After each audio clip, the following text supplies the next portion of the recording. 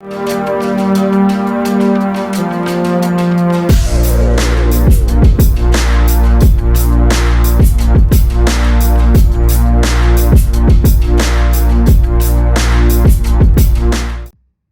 pouvez trouver un arbre, le hou, de son nom latin, Ilex aquifolium, famille des Aquifoliacées. Le mot hou signifie en fait chêne vert. Cela est lié à l'apparence des feuilles de hou semblables à celles du chêne vert, du chêne méditerranéen. Aquifolium se traduit littéralement par à feuilles épineuses. Ainsi, vous l'aurez compris, le hou est un petit arbre au feuillage épineux et vert et persistant.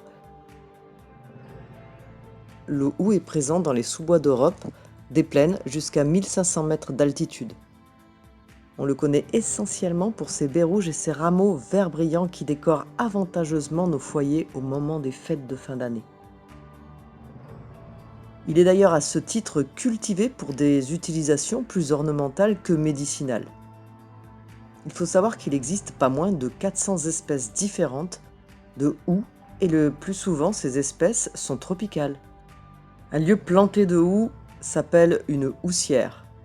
Elle se situe bien souvent sous le sous-bois ombragé des arbres et sous des climats tempérés, car contrairement aux croyances populaires, le hou supporte très mal les rigueurs des hivers très froids.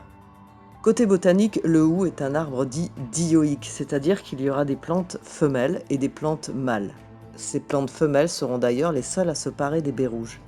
Cet arbre peut atteindre 5 à 10 mètres de haut et le hou peut vivre 300 ans. Si l'on se rapproche de plus près de ses feuillages, on peut constater que les tiges de cet arbuste sont lisses et vertes, que les feuilles sont alternes sur les rameaux et qu'elles sont constituées d'une partie verte, le limbe, coriace, épaisse, vert foncé même sur la face supérieure et vert plus pâle sur la face inférieure, et d'un pétiole, c'est-à-dire d'une petite queue qui les relie à la tige principale.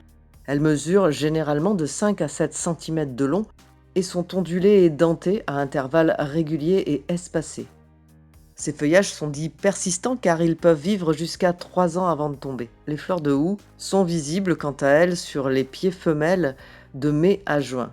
Les fruits sont des petites drupes rouges brillantes et très toxiques. Autrefois, on employait les feuilles de cette plante pour des vertus fébrifuges, c'est-à-dire pour faire tomber la fièvre. Aujourd'hui, on lui préférera des plantes comme le sureau, dont la toxicité est moindre et l'effet diaphorétique est identique. C'est-à-dire que cette plante permet de transpirer. Dans des temps anciens, les décoctions de feuilles de hou permettaient de venir à bout des effets de la malaria. Et sous forme d'élixir de Bach, il est utilisé pour canaliser des émotions fortes.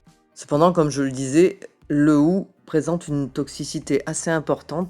Notamment, ses fruits rouges sont toxiques car ils contiennent des alcaloïdes. Consommés en grande quantité, ces fruits peuvent provoquer des vomissements sévères, des troubles digestifs prononcés et des accidents neurologiques conduisant à la mort. Donc il est fortement déconseillé de les ingérer et surtout il est recommandé, en cas d'ingestion, de se rapprocher immédiatement des urgences ou d'un centre anti-poison. L'intoxication reste cependant rare et souvent l'ingestion est sans grande conséquence car ce fruit rouge est tellement amer que des vomissements se produisent très rapidement. Une fois de plus, je vous conseille de surveiller les jeunes enfants et de mettre les rameaux de hou hors de leur portée au moment des fêtes. Le hou est un symbole de ténacité à la vie dans de nombreuses civilisations. Ce mythe s'est construit sur la persistance hivernale de son feuillage. Déjà présent dans l'Antiquité, les païens lui associent la valeur de longévité et d'éternité. Enfin, dans la mythologie celte, le hou est en lien avec le Dagda, le maître du temps, qui s'est commandé aux éléments, qui s'est manifesté les déchaînements ultimes pour vaincre ses ennemis. Le Dagda, ce dieu principal de la mythologie celte, est doté du chaudron sacré, ce qui lui confère l'immortalité, la lumière et l'abondance.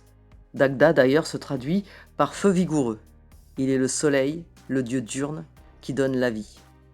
Ainsi le hou, par ses boules rouges et résistantes dans l'hiver, n'est pas sans rappeler l'ardeur du feu masculin du Dagda celte.